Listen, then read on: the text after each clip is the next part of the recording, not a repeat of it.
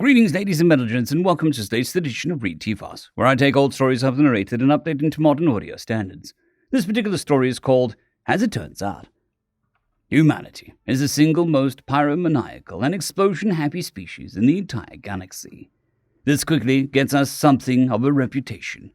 Written by AC1308. The fighting on the trading station was almost over. The raiders all but mopped up, and their shuttles under interdiction with the Chirrut frowned Parrot. She immediately went into concerned spouse mode, literally fluttering around her husband like an avian she was, almost clucking over the fact that the feathers over one side of his face had been scorched away. "What happened?" she asked solicitously. "Were you in the defense teams? I heard that the fighting was vicious there." "No, sweetling," he said hollowly. "I was in the lower decks. There were no defense teams there." Her wattles drew up in confusion. "But I heard that the raider casualties in the lower decks were total. They're still carrying bodies out, even now.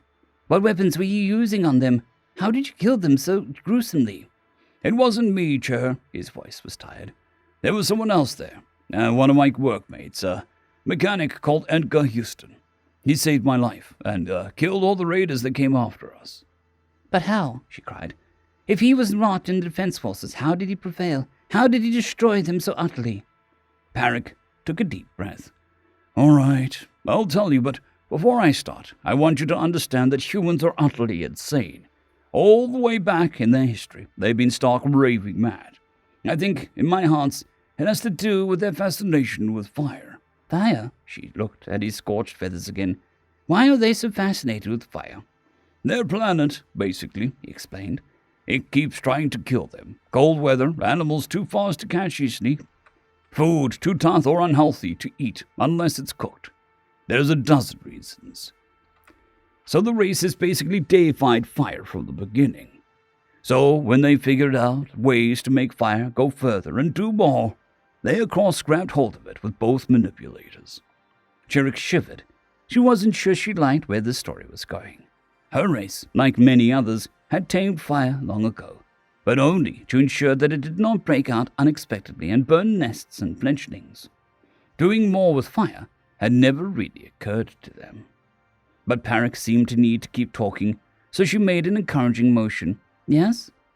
"The history of human warfare is rife with the use and misuse of fire," he said, "and explosives usually involving fire. Crude bombs containing a chemical that blew up when fire contacted it. Weapons that had fire contacting an explosive inside a tube to push metal pellets out at the speed of sound. A weapon consisting of tanks of flammable fuel and a squirt nozzle, which literally threw flame at their enemies." This was too much to believe. Chirrut felt her nictating membranes flash over her eyes as she clutched the manipulators together. "Surely nobody would invent a weapon so barbaric." "Humans did," Parrot said bluntly. He rubbed his manipulators carefully over his face. Blackened bits of feather drifted to the deck plates. "A great honor, a prize meant to embody peace, was named for one of their inventors after he invented a more effective explosive. They went into space by packing great tall tubes, taller than all but the World Tree, with explosives, then sent them off while sitting on top. There is literally a human saying to the effect that there are no problems that cannot be solved with the liberal application of high explosives. They're insane. There is no other explanation." "I believe you. I believe you," Chirrut said soothingly.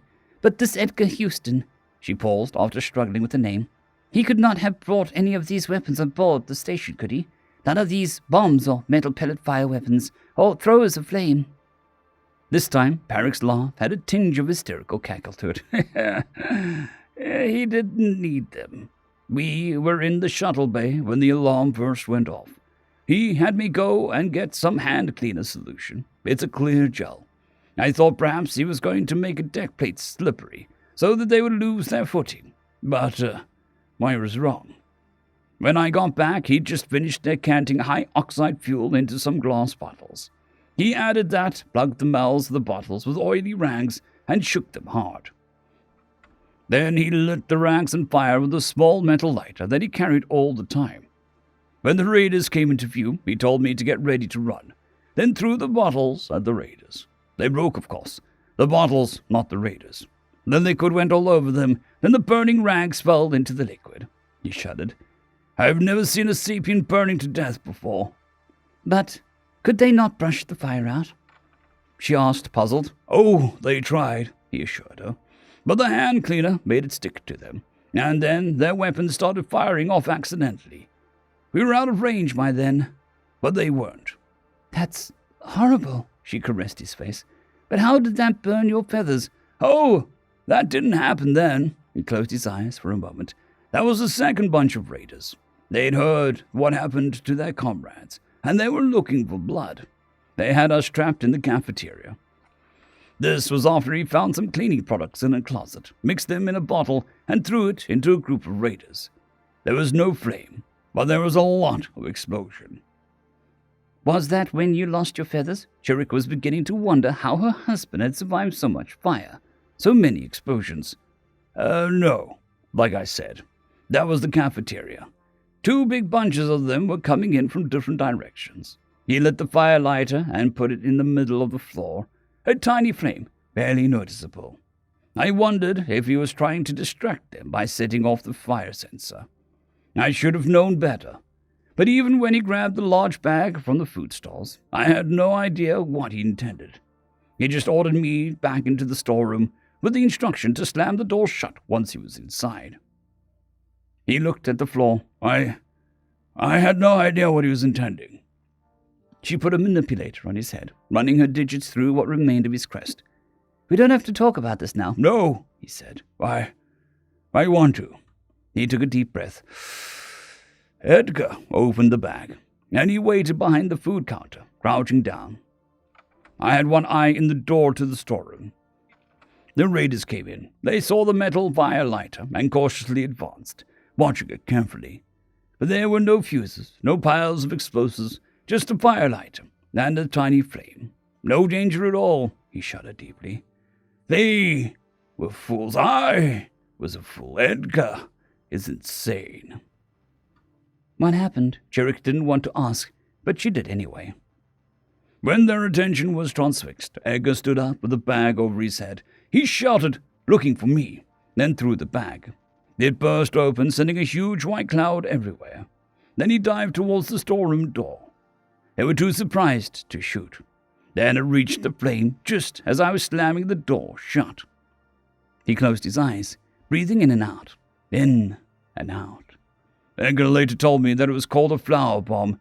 It killed every raider, burned every feather off the side of my face, and deafened both of us for about 10 minutes. So that was what shook the deck plate so badly. Chirik wanted to cringe in horrified fascination. Edgar did that. Is he some kind of Terran explosives genius to make the clinging fire and the exploding flower? For sure, she would be keeping a closer eye on the flower in her own domicile. No, and that's the worst part. He rubbed his beak. He told me that humans have been using that sort of thing for hundreds of years, since long before they came into space. He says that if he had time, he could have whipped up something a lot nastier. I believe him. Chirik got her manipulators under Peric and started steering him away. I'm just glad that you're alive. Come back to the Hab. I'll get you cleaned up. Thank you. I need it. Peric didn't resist. I'm glad he was there, but I still think he's utterly insane. Me too, beloved. Me too. End of story. Story number 2. A very human challenge, written by Anti-Money Squandering. What are the mammals making such a noise about now? His snout turned to face the source of the ruckus, shouting. A small table ringed by watching humans. Seated at the table were 2 more, their faces red and streaming liquid as they ate out of bowls laid in front of them. Despite their clear discomfort, they laughed, joked along with their audience. An eating challenge, his clutchmate responded, flicking his tongue out past his sharp teeth in disapproval. He turned his attention back to the large leg of meat on his plate. Ignore them, Valil. Valil nodded his large head in agreement, but still swung it back to view the humans after a few minutes. Where is the challenge, Dareel? He growled, ignoring Dareel's pointed groan as he lifted his snout from his meat. Even for the mammals' tiny stomachs, that hardly seems like a great deal of food. The real stared longingly at his food before pushing it aside with one claw and a sigh. It is not the quantity that is the challenge, Valil, you idiot. Valil turned to face him swiftly after that and hissed, baring his fangs. Dariel simply stared at him until he had finished. Then what is it? Valil asked, drumming his claws on the table and leaving scratches in the cheap paint. It hurts them, Dariel answered, now looking over at the carousing humans himself. Valil narrowed his amber eyes. What? It hurts them? What do you mean? The food, the challenge, it's one of endurance or a tolerance. The food causes them pain. They call it spicy. Heat that is not heat. Valil looked back once more as the humans burst out laughing, one of the humans taking part, now gulping furiously at a large glass of white liquid. He looked back at his clutchmate, opened his maw before blinking and turning back to the humans. The other humans now held his hands up in victory as the watchers cheered. A smile on his face, though it was covered in red sheen. Is it poison, then? The real paused before answering, idly tearing strips of the meat with one claw. His tail raised from the floor and hovered in front of his face as he contemplated its venom-tipped end. In a sense, I suppose. It makes their body activate their warm blood response to heat.